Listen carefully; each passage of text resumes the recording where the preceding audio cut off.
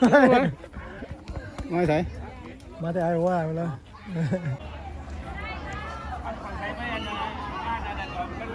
ยังมีตัวนี้มักอะไรแห้งกว่ากันร้านไหนตุ้งหมูมันก็ขายดู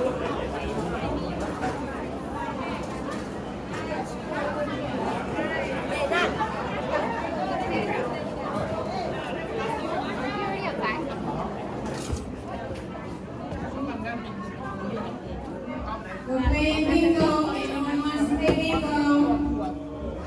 Kaya may bingo man ito, kaya song doon. Now the house is house and then guest to forget to announce along. รางวัลไปเฮ็ดเล็บสาวดอนบ่ได้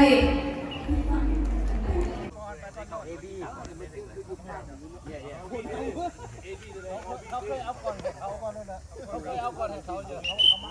เอาเขาไม่ได้พ้นเข้าเลยจ้ะเอาดีๆนะครับ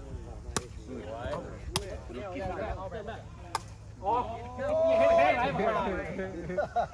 ไรยินบอกยายมันอีกจ้ะไม่ขึ้นในเมาข้างอยู่ขึ้นมาผมมีใครที่หลังอยู่ว่ะด้านนี้อยู่เนี่ยบอกทางนะ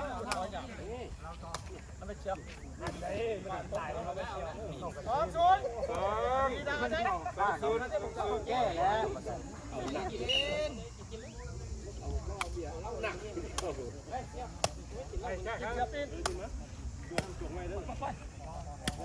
แล้ว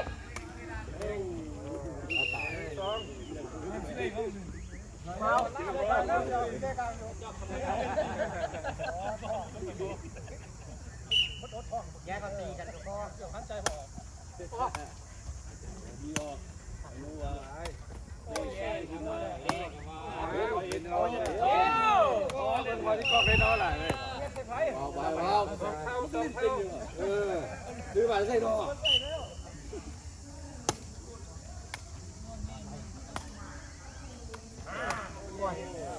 น้ำลาย3-2ตีบอลจะเป็นตีโต้เป็นย่องตายเลยมาหรอเอาสิ่งเล่ได้เอาเมื่อได้สิ่งเล่เป็นใครอยู่มาโกจะเป็นฮีโร่น้องคงจะมอง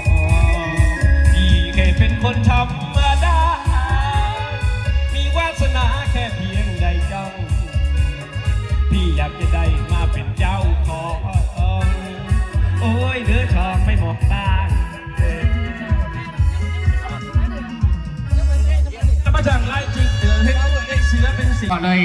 ปัจจุบันซิงแซมเอาแซมนัมเบอร์1นัมเบอร์2เนาะกันที่ว่าเป็นพิเศษเนาะว่าเป็นยังแต่ว่าพวกเขากับซิงแซมกันไปเนาะแต่ว่านัมเบอร์1นัมเบอร์2หรือว่านัมเบอร์ใดก็แล้วแต่เนาะพวกเขาจกสลากกันแต่ทีมใดจะถึงทีมใดเนาะว่าแล้วก็ว่าอีกเดี๋ยวพี่น้องเด้อพี่น้องพวกฝ่ายเฮาอย่าลืมเจ้าภาพคนละแต่ว่าเทศสิมานี่ก็ที่ว่าเป็นพอพี่น้องจากเจริญเฮาเป็นผู้จัดงานเนาะว่าแล้วก็ว่าอีกคนให้โฆษณาเปิดใส่ให้พี่น้องพวกฝ่ายคนใดมีเวลาสละเวลาไปร่วมการจักเจริญเฮาถึงไปมันที่หลายสมองกันยา2-3 สมองกันแล้วแต่เนาะจะเขาก็เป็นร่วมกันเนาะถ้ามีหลักชละเวลาใดเนาะผู้ใดผู้มีเรียบมีการผู้ใดสละเวลากละเวลาอันมีค่าจะเป็นร่วมนำพี่น้องจากเจริญเฮาข้าไปเนาะข้าพี่น้องเจริญก็ได้มาหาเฮาคือกันเนาะก็ถือว่าหลายสมองกันยาการเพิ่นก็ได้มาร่วมมาคือกันเนาะก็ถือว่าอันนี้เป็นแมราธอนฮานี่คิดแบบยากผู้ใดไปได้กับไปมาสั่นผู้ใดเจอผู้ใดกับไปเด้อวันพังงาผู้ใดสั่นเนาะเอาเบียร์ยังก็มาถึงใจเป็นวันตัวมิตรจะได้ในการชิงแซมกันไปพยายามตั้งครับพยายาม พยายามหัวเถิบลาเฮ็ดพวกนั้นโอ้ยโม่ข้ามครับเนาะเอาพอเป็นยังเอาจากจุดเป็นยังไงวะนี่มันโมฮานี่แกนบัดไล่คนไปจ้ะเอาโจเลียนเองเก่าของแท้มันจะเลื่องไล่เชื่อว่าเสื้อเนี่ยเหลืองๆหลังๆนี่ของแท้นี่ของแท้นี่ตัดก็ได้บัดนั่นโน่นเอาวันนี้เปลี่ยนกันเสิร์ฟแดว่าสั่นจะให้เป็นโจเลียนเสิร์ฟไหลไม่ได้เสิร์ฟแดพามาแล้วเสือแดงเฮ็ดบ่ข้ามเอาเป็นบัตรเมดิเซนเอากันดีว่าได้ไปคะแนนโอ้ยขับไหลเนาะอันที่ว่ากูว่าบอลซิวเชื่อกับว่าเตะเข้าไปบ่ข้ามจังที่แรกเขาว่าฮันนี่แกนบ่พอเบิร์ดนี่แหละเอาวันนี้ที่ว่าเมดิเซนเขาที่ว่า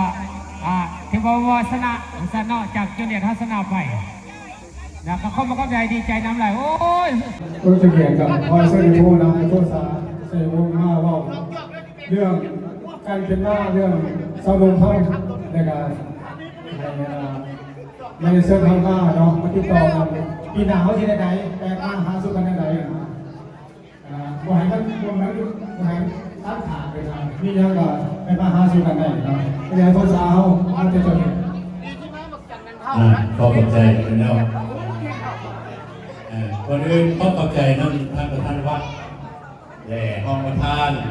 และขอบใจน้ำซีและท่านอาจารย์และคนนอกที่ว่าได้เริ่มการเห็นงานพิกนิกหรือว่าสร้างสรรค์สามัคคีกัน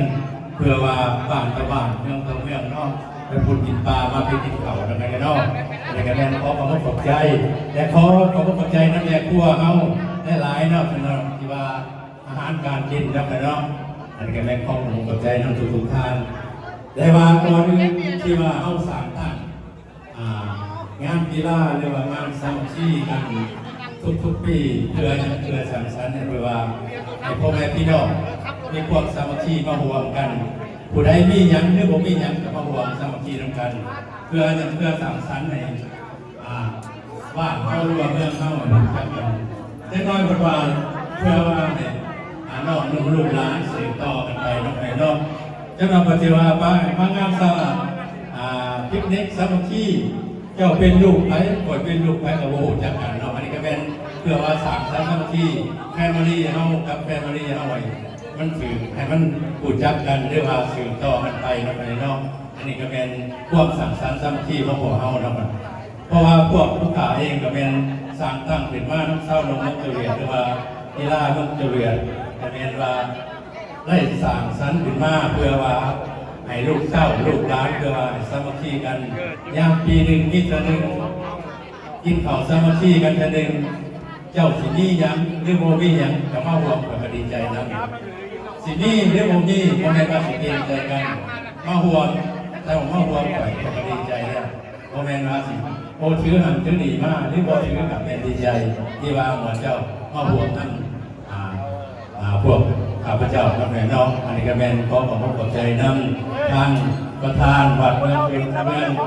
ล็อกฟอร์ดและห้องประธานเมืองล็อกฟอร์ดและทาง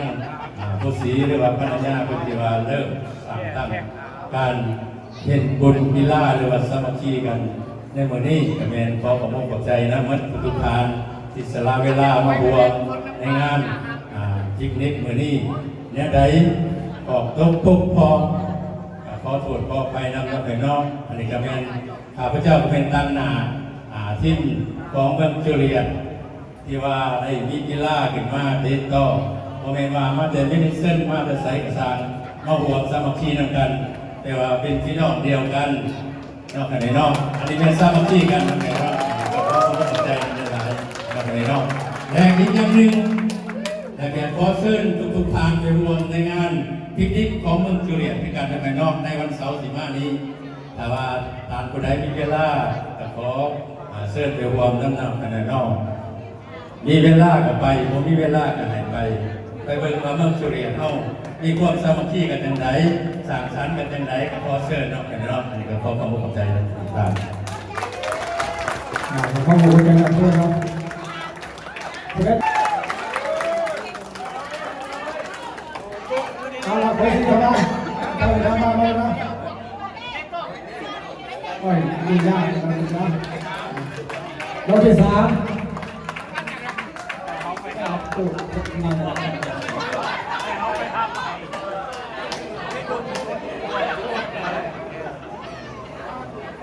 รางวัลที่2ที่แมริเซนครับเนาะ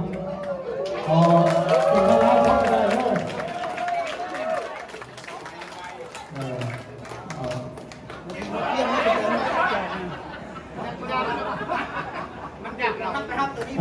นี่ก็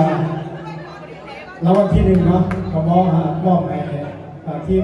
เจ้าเหรียญเขาเนาะขอบคุณนะครับ